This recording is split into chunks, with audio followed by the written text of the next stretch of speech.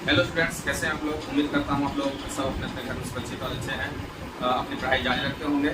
आज मैं आपको एक विशेष कक्षा के साथ मिलने आया हूँ और ये कक्षा आधारित है new education policy. New education policy जो कि अब बिहार के सभी विश्वविद्यालयों में लागू हो गया है और हमें इसके बारे में बहुत सारी जानकारियाँ और बहुत सारी भ्रांतियाँ हैं। तो हम चाहेंगे कि आज आपकी उन भ्रांतियों को हम दूर करें, क्योंकि बच्चों ने एडमिशन तो ले लिया है लेकिन उन्हें ये नहीं पता कि कैसे हम रजिस्ट्रेशन करेंगे। रजिस्ट्रेशन के समय किन किन सब्जेक्ट का चयन हमें करना होगा, क्योंकि आपने अभी तक सिर्फ और सिर्फ मेजर सब्जेक्ट का चयन किया था और आपका एडमिशन ले लिया गया था। लेकिन आज मैं आपको विशेष कक्षा के समय ये बताने जा रहा हूँ कि कैसे आप अन्य विषयों का चयन करेंगे।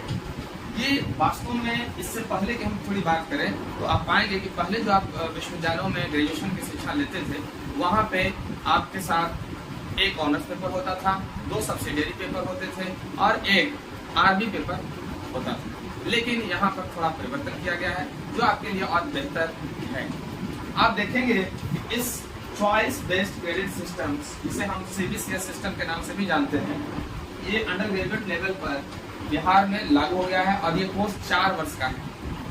इस 4 वर्ष के कोर्स में आप पाएंगे कि यहाँ पर एक मेजर सब्जेक्ट, एक माइनर सब्जेक्ट, एक मल्टी डिसिप्लिनरी सब्जेक्ट, एक एबिलिटी एनहांसमेंट कोर्स, एक स्किल एनहांसमेंट कोर्स और एक वैल्यू एडेड कोर्स, इस तरह से कुल 6 पत्र आपको एक सेमेस्टर में दिए गए हैं। इसे आपको लेना है। अभी तक आपने नामांकन में सिर्फ और सिर्फ मेजर सब्जेक्ट का चयन किया। आज हम लोग चर्चा करेंगे अन्य सब्जेक्ट का चयन हम कैसे करेंगे। ठीक है, 1 बाय 1 आते हैं। एक्चुअली यह जो क्लास है, यह जो मैं विशेष कक्षा ले रहा हूँ, यह आधारित है मुंगेर विश्वविद्यालय द्वारा जारी पत्र के आधार पर। मुंगेर विश्वविद्यालय mgr.u DSW 524/2023, ये 12 जुलाई 2023 को जो पत्र जारी हुआ है उस पर ये बेस्ट है। ये मुंगेर विश्वविद्यालय के छात्रों के लिए खास तौर पर है, वैसे ये अन्य विश्वविद्यालयों के छात्रों के लिए भी अगर लाभकारी हो तो मेरे लिए खुशी की बात होगी।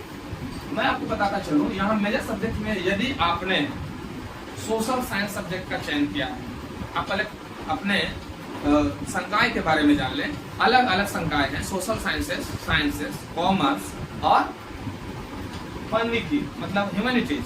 ये इतने सारे सब्जेक्ट्स का संकाय है और इन संकायों में विभिन्न सब्जेक्ट का चयन करना है आपको। यदि आपने नामांकन के समय मान लीजिए कि आपने सोशल साइंस सब्जेक्ट का चयन किया, मान लो आपने इकोनॉमिक्स लिया, तो आप इकोनॉमिक्स के साथ यहाँ पर कोई भी सोशल साइंस का सब्जेक्ट ले सकते हैं जो कि आपके महाविद्यालय में अवेलेबल हो। ऐसा नहीं कि वैसा सब्जेक्ट का चयन करें जो आपके महाविद्यालय में वही हो।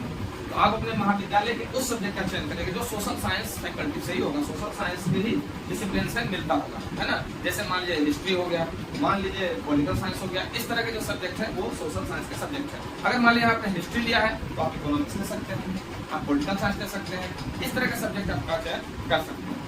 ठीक है, अब हम आते हैं यहाँ पर ह्यूमैनिटीज के सब्जेक्ट को लेकर। अगर ह्यूमैनिटीज में आपने लिटरेचर का सब्जेक्ट लिया, मान लो आपने ले लिया इंग्लिश, मान लिया आपने ले लिया हिंदी, आपने ले लिया बंगाली, इस तरह के कुछ सब्जेक्ट का आपने चयन अगर किया है तो आप यहाँ पर फिलॉसफी लेंगे। ऐसा दिशा निर्देश मुंगेर विश्वविद्यालय द्वारा दिया गया, तो आप यहाँ पर सिर्फ और सिर्फ फिलॉसफी सब्जेक्ट का चयन करें। लेकिन यदि आपने यहाँ फिलॉसफी लिया है तो यहाँ पर आप हिंदी, इंग्लिश, बंगाली, पाली और अन्य सब्जेक्ट ले सकते हैं। ठीक है, आगे हम चलते हैं। अगर आपने साइंस का भी सब्जेक्ट लिया है मेजर सब्जेक्ट में तो साइंस से हम यहाँ दूसरा सब्जेक्ट का चयन करेंगे। मान लीजिए आपने यहाँ पढ़ लिया फिजिक्स, तो यहाँ पर आप केमिस्ट्री ले सकते हैं। इस तरह से आप चयन करेंगे। यदि हम चलते हैं अगले डिसिप्लिनरी, वो है मल्टी डिसिप्लिनरी सब्जेक्ट। ये एक बड़ा ही सुंदर और आपके चॉइस के लिए है। मान लो कई बार ऐसा होता था, पिछले जो हमारी कक्षाएं होती थी, हमारे जो कोर्सेस होते थे, उस कोर्स में बच्चे चाह करके वो दूसरे सब्जेक्ट का चयन नहीं कर पाते थे। लेकिन इस बार ये स्वतंत्रता दी गई है, यदि आप 8 सब्जेक्ट के विद्यार्थी हैं फिर भी आप चाहे तो साइंस के किसी विषय का चयन कर सकते हैं, यदि आपके महाविद्यालय में वो अवेलेबल हो। इस बात का आप हमेशा ध्यान रखेंगे।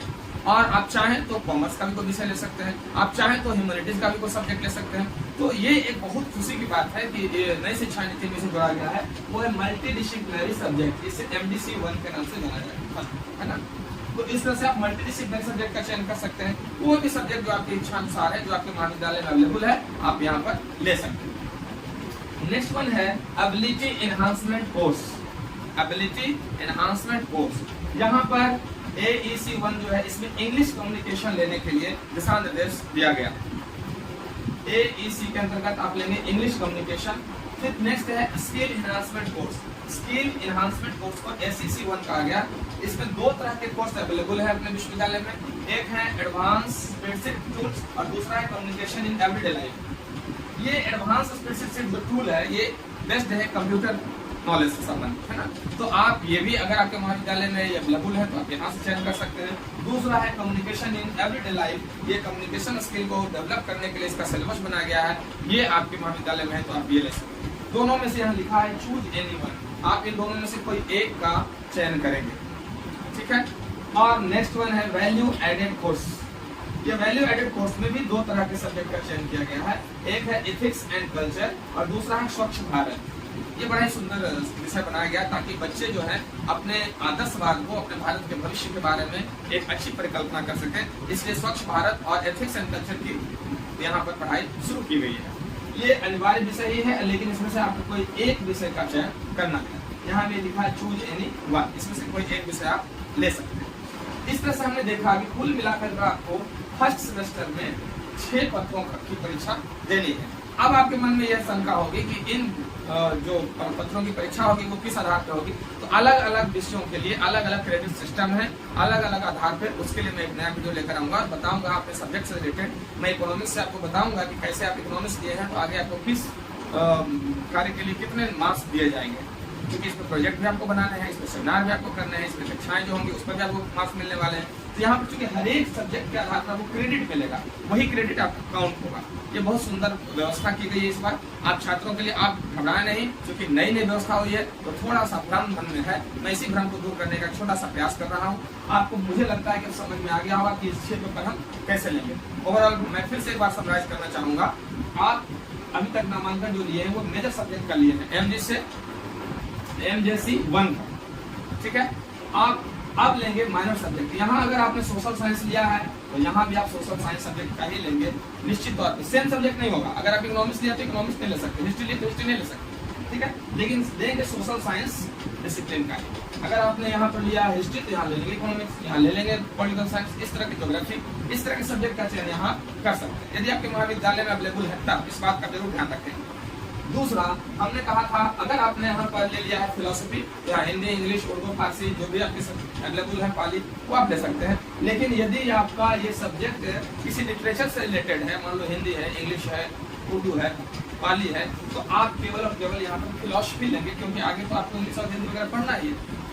आप नेक्स्ट में आएंगे मल्टीडिसिप्लिनरी कोर्स की तरफ। मल्टीडिसिप्लिनरी कोर्स में आप किसी भी डिसिप्लिन का कोई भी सब्जेक्ट शिक्षा से चयन कर सकते हैं। यही है चॉइस बेस्ड, आप अपनी इच्छा से चयन कर सकते हैं।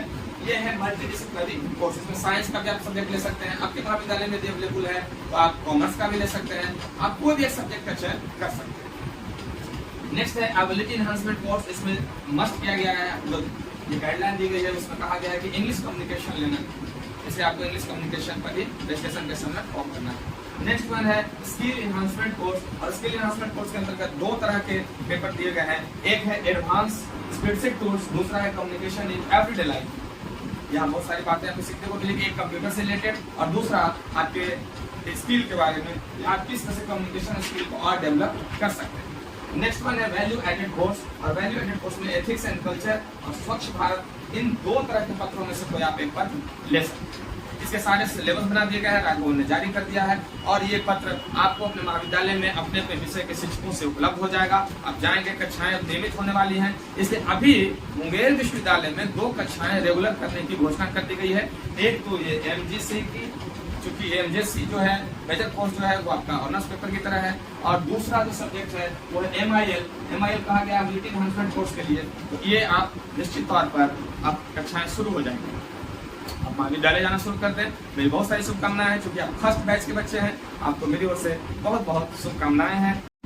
एक बात और, यदि आपको ऐसा लगता है कि आपके मन में कोई शंका रह गई है, आपके मन में किसी प्रकार का कोई भ्रम रह गया है, तो आप नीचे हमारे कमेंट बॉक्स में लिख करके हमसे पूछ सकते हैं। हम आपको निश्चित तौर पर अपनी जानकारी के मुताबिक और मुंगेर विश्वविद्यालय के दिशा निर्देश के मुताबिक आपको आपकी समस्या का निदान करने का प्रयास करेंगे। मेरी तरफ से आप सभी छात्र छात्राओं को नए इस कोर्स के लिए और नए सत्र के लिए बहुत सारी शुभकामनाएं हैं, बहुत सारा आशीर्वाद है। Wish you all the best, all of you.